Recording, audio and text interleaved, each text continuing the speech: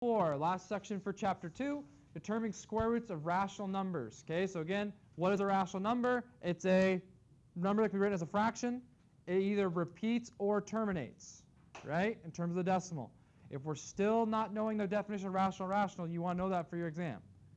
Okay, if I say, Brett, what is the difference between irrational and rational, and he kind of freezes like, I don't know, the I, irrational versus rational, that's it. Okay, not talking about the spelling. Okay, remember, irrational are numbers that are non-repeating, non-terminating. Everything else is rational. Everybody good with that? All right, get that one down if you don't know it. Okay, so working example here. Oh, don't want to lose it. There we go. Yeah, I'd like one. That'd be fun. Okay, so it says square trampoline has a side length of 2.6. Estimate and calculate the area of the trampoline. So the area is 2.6. So the thing you know is it's a square. So knowing it's a square means that each side is 2.6, right?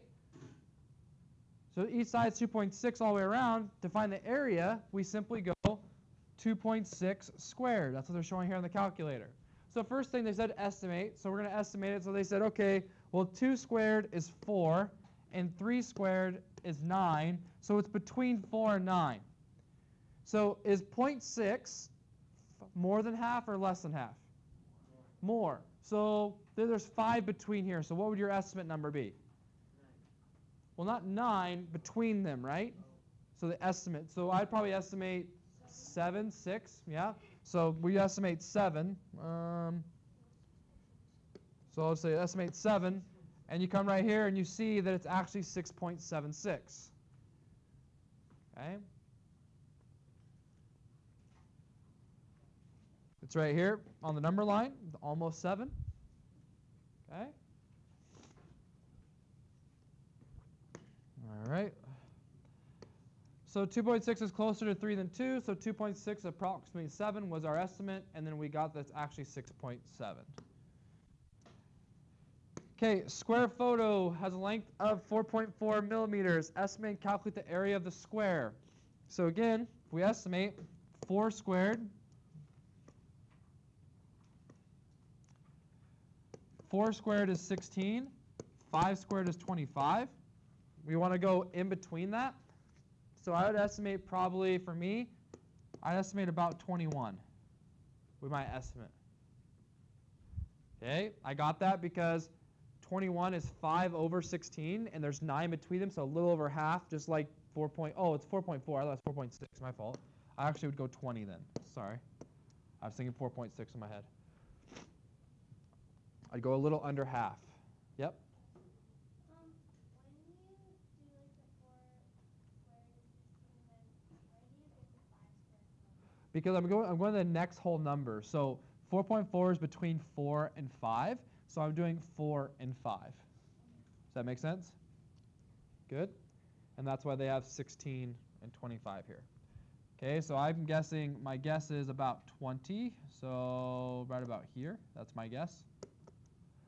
Okay, what is it actually? Anybody have it? Yeah. It's actually 19.36, so it's just a sliver under where we were. Okay, so we're pretty dang close. Okay, 19.36.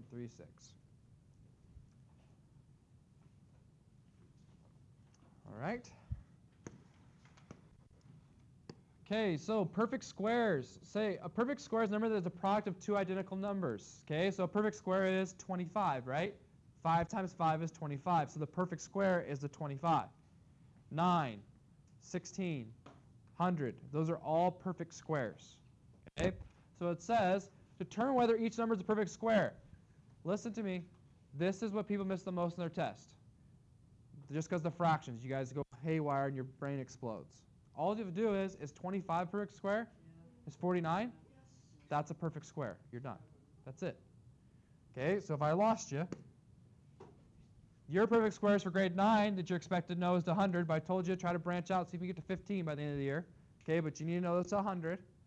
So what you do is when you're trying to determine the perfect square, you can do it with your calculator. You can say, okay, square root of 25. Okay, that's 5. Square root of 49. Okay, that's 7. Is that decimal weird at all? Is that irrational? No, that's a rational number. Therefore, this is a perfect square. It's a perfect square because I can square root the top and the bottom. 25 is a perfect square. 49 is a perfect square. So you're saying, well, wait a second. What squared is going to give me this? Well, 5 over 7 times 5 over 7. Just like the example here. 3/4 times 3/4 is 9 over 16. 5 over 7 times 5 over 7 is 25 over 49. Is that making things a little more clear? Yeah. What's that? 5 over 7 isn't the same fraction as 25 over 49. What do you? 25 over 49 is almost half. Yeah, no, I know, but I have to multiply it by itself to get it. So it has nothing to do with like. So you're saying, can I make this be a product of something by itself? So this times itself gives me that. Therefore, just like 5 times 5 is 25, right? Yeah. So this is the perfect square, and it comes from this. This is a perfect square. That's a question. It comes from this. Does that make sense? Because it's the same thing multiplied by itself. You're right. 5 over 7 is not equivalent to 25 over 49, but that's not what we're looking for. Okay? So if we come down here, just kind of go through what we just talked about a little bit more. 25 is a perfect square because 5 times 5 is 25. 49 is a perfect square because 7 times 7 is 49. So it's just, again, stating the fact that they both are perfect squares. So again, this is the one's missed on the test often. What you do is you look at the fraction. Is the top and the bottom both perfect squares? If they both are for a fraction, then the whole thing is. Yeah. Are we allowed calculators on our test? Yeah, you're allowed calculators on your test. Okay. Anything else? We're good? Okay, so let's keep going here. All right, so how does this diagram represent the situation? So what it does is, if you kind of think of it as a square, if your area is 25 over 49, the side lengths would both be 5 over 7, right? 5 over 7 times 5 over 7 gives me the area, which is a perfect square, because the square is the area of the square. I know that sounds like I just restated myself, but you understand the illustration there? Okay, so now this is, okay, again, I'm going to keep giving you hints in your test. This is what people miss on their test. It asks, is 0.25 a perfect square? You can do it in your calculator and you hope it comes out super nice, okay? But you need to know how to convert this to a fraction. Yes? Wouldn't it be 25 over 100? Correct. How many past the decimal It's in the hundred spot, so 100's the number. Perfect. Do you guys hear that? 0.25 is in the 100 spot, so you go over 100. So it's 25 over 100. Now we ask ourselves, is 25 perfect square? Is 100 perfect square? So this one works. Okay, it's 5 times 5, 10 times 10. So this one would be 5 over 10, or it would be 1/2. You can make it 1/2 as well for the simplest. Okay, but the point is these are perfect square. That's all you have to answer. You don't have to answer the simplified fraction. You would say yes. Okay, now look at this one. This one would be the counter. If you're saying, well, what about what ones aren't? Okay, so what place is that? Tenths, so it's 4/10. Is 4 a perfect square? 4 is 10. No, so this one ruins it. Not a perfect square.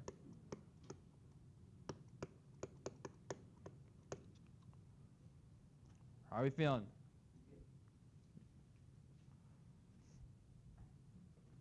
What do you think, Kale?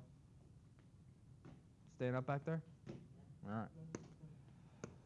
All right, so then this one, we got 36 over 64. 36 and 64 are both perfect squares, so this one's a yes. It would be from 6 over 8 would be what it would be. If you want to simplify that more, it would be 3/4. Okay, we don't have to do that right now. So is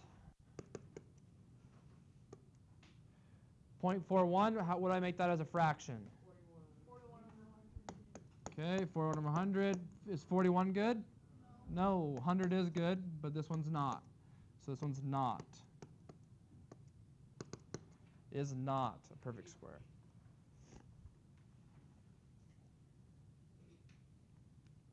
Okay, questions? All right. So this one here, just evaluate. Whoa, zoomed in. Okay. Where did I go here? Oh, this is right. Okay. Wow, keep zooming in.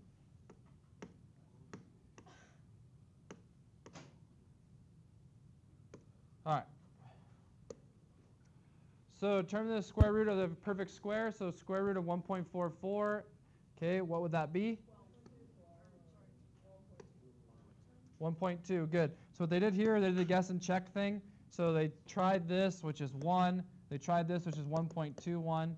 And then they tried this, which is 1.69. And then this one is 1.44. Kind of a guess and check method. But you can always square root it and figure it out yourself. Okay, so it's not too bad. Okay, and the idea here is, again, the same number times itself gives you the perfect square. All right, so method 2, use fraction form. So this is what we were just talking about. So 144 over what? 100. Perfect. So it's over 100. Now we can go ahead and do the square root. Square root of 144 is 12. Square root of 100 is 10. 12 over 10 is the same thing as 6 over 5, okay, which is 1.2. So that's the fraction way, converting to fraction.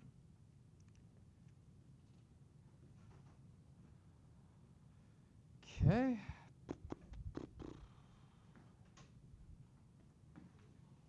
Okay, sorry I was going quick. Like I said, I'm trying to get you guys some time today, so if you need to, this will be videoed so you can get these notes later, or you can just give them for somebody else that might have them.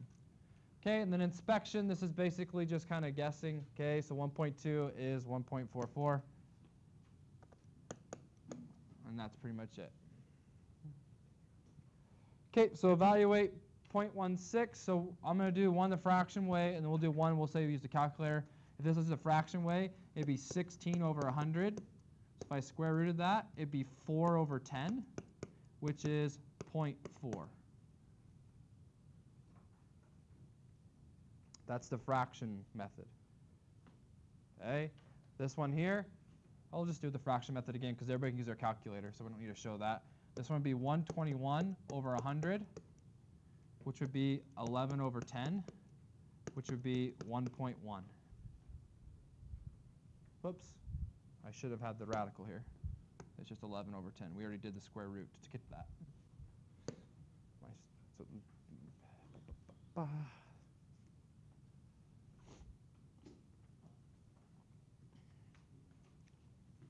right. Okay, last stuff here. Okay, so we got determine of a square root of a non-perfect square, so a number that cannot be written as a product of 2 equal factors. These are ones that are going to be decimals or not nice. So what you're going to do is you're going to estimate, okay, but then you're going to calculate. So we're still going to be doing this one mostly on calculation, but what I like to do is 0.73, I think about perfect squares around that, 0.64 and 0.81, right? So I'm thinking about, we know that we can do 0.64, and we know we can do 0.81. Okay, so that's what they're talking about right here. And so you think about the perfect squares, so this one would be 81. Okay, a reasonable estimate halfway between 0.8 and 0.8 and what, 0.64? Yeah. Which is about 0.85 is, okay, so the reasonable guess would have been between 0.8 and 0.64, which is 0.73. Okay, and that's after you calculated. Again, this is the button you're looking for. If you don't know where the radical button is on your calculator, it looks like that.